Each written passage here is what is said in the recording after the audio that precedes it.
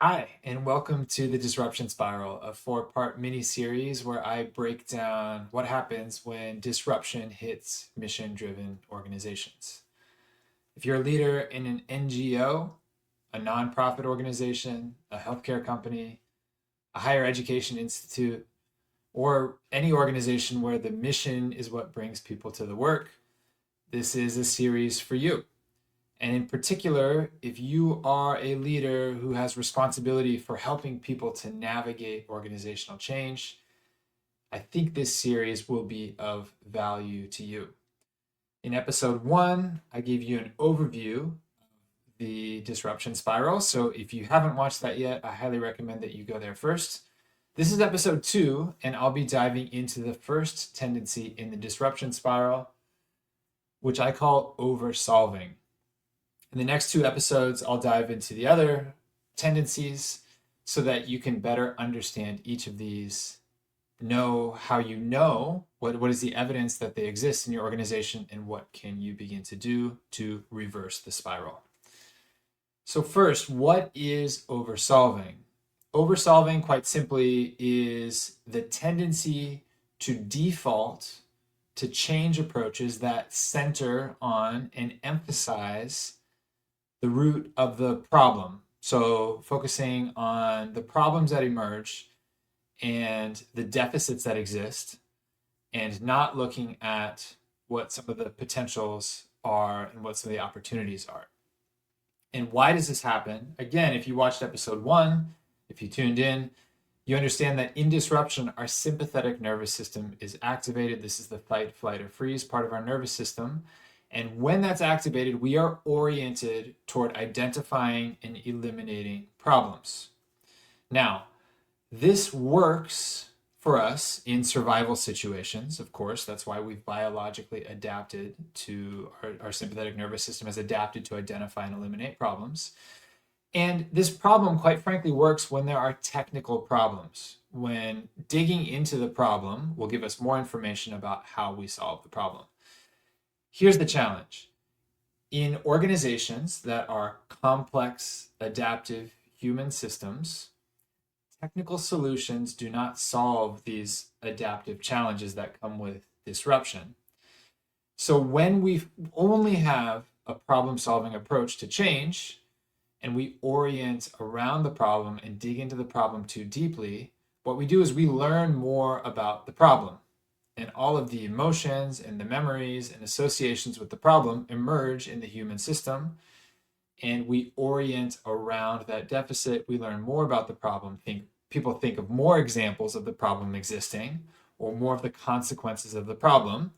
And now the system is oriented toward the problem rather than toward the positive opposite of the problem or the solution.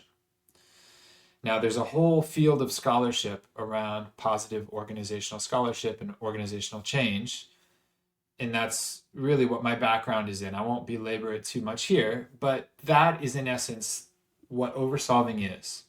How do you know that oversolving exists in your organization? These are general symptoms, perhaps, that might indicate that oversolving is present. One, there's a largely negative emotional tone, and a lot of the talk is around the problem. Quite simply, you hear people conversing, the discussions are all focused on the problem, on the deficit, on the challenges, right? And not balanced by some conversation about the solutions and the opportunities. If we're really attentive, we start to listen to the types of questions that are being asked and what is the balance between the questions around the problems, and is there a counterbalance, and are there opportunities to have discussions about what some of the potential the opportunities are, what some of the assets are, what some examples of successes are that we can draw upon, and what supports those elements. So being attentive to that balance, and if that balance is greatly shifted toward the problem, then chances are you're oversolving. I hear this a lot when organizations create task forces, and I think that's a really interesting way of phrasing a group of people that's oriented around finding a solution. If there's a task force, typically that indicates to me that there's oversolving happening. Lastly, many organizations will employ diagnostic instruments to help them to identify, to gather data, whether it's qualitative or quantitative data.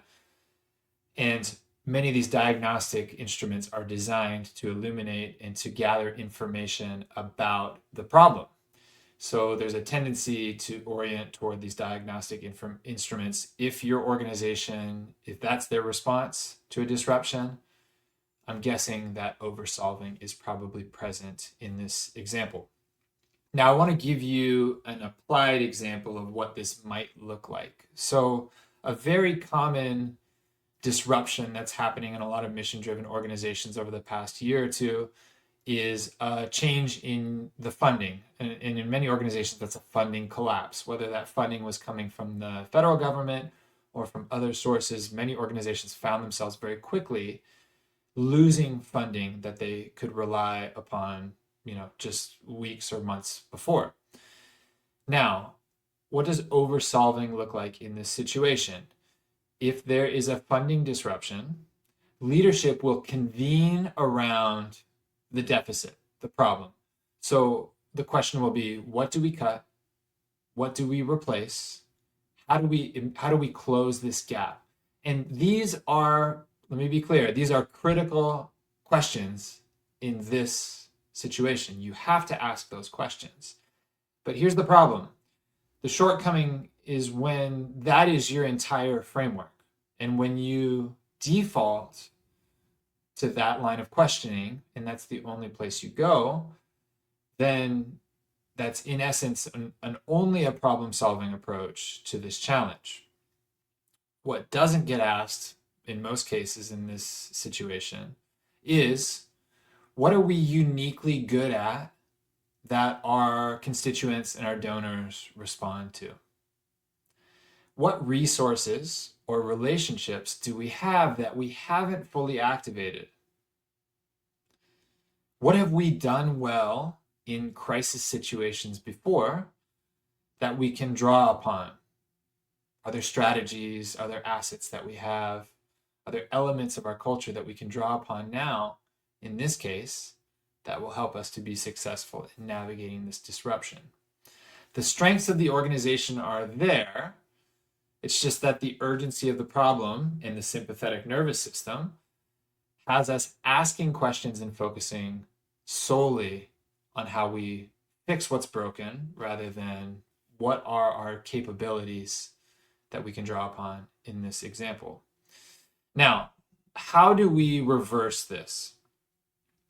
First, I've alluded to this. The first thing is bringing awareness to the focus of the questions that we're asking. Are we only asking questions about the problem? Or is there a way that we're introducing conversations, inquiries about what is working that we can leverage or what has worked in the past? If we're not aware of this tendency, then chances are we're not looking at the balance of our questions. In almost every organization that I've been in or that I've worked with, that balance is tipped far toward the problems, and there's not a complementary focus on the assets and on the potential solutions. Again, a product of the sympathetic nervous system, not necessarily a product of bad leadership or poor management. The second thing that we can do is we can introduce some frameworks or tools that will support us in making the shift from deficit focused to asset focused. Two of these that I really love that I use a lot are, one is Gallup's CliftonStrengths assessment, and this identifies individual talents and in an effort to help individuals to develop them into strengths. There are applications at the team and organizational level as well. But what I find the real benefit of CliftonStrengths is that it opens up a new paradigm, in the new paradigm being a strengths-based approach to change and to management. And it gives language for individuals within the organization and their leaders to help to identify, to focus on, illuminate strengths in individuals and teams. And I found that to be a really beneficial tool, mostly in what it opens up. It's sort of less about the tool itself and more about what it provides access to. The second is a framework that we use in organization development called appreciative inquiry. And this is a way of supporting organizational and systems change that focuses on lifting up, identifying, lifting up, and supporting the things that give life into the organization. So again, we've talked a little bit about past successes, we've talked about assets, we've talked about strengths.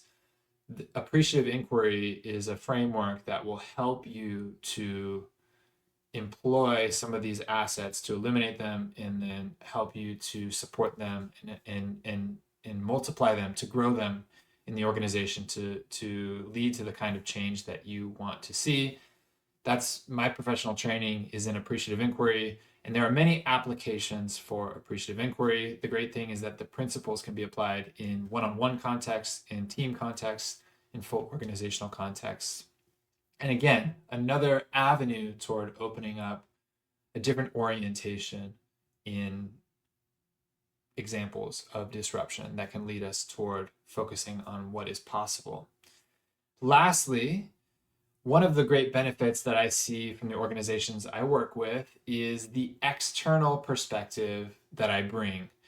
And I'm not necessarily saying that you have to bring me in, but I think the benefit to having an external perspective is that there's some distance from all the challenges that the disruption creates. When you're in the organization, again, this disruption is leading directly to this sympathetic nervous system overdrive. You have very little to no distance from the consequences of the disruption, right? So when you bring in someone who is external, odds are that they don't have the same kind of sympathetic nervous system response to the disruption. And they can help you to see and orient towards some of the other opportunities that you have for inquiring, for discussions, for conversations that aren't so focused on the deficit or on the problem. Again, I think this provides a different kind of lens that will open up some opportunities and allow you as the individuals in the organization to receive those new perspectives and find ways to use them to shift away from this tendency to oversolve. So again, those are a few options that I've seen be effective in helping organizations and leaders shift the tendency from oversolving. Now, we're isolating these tendencies in these 3 episodes. The reality is that these tend to build upon and affect one another.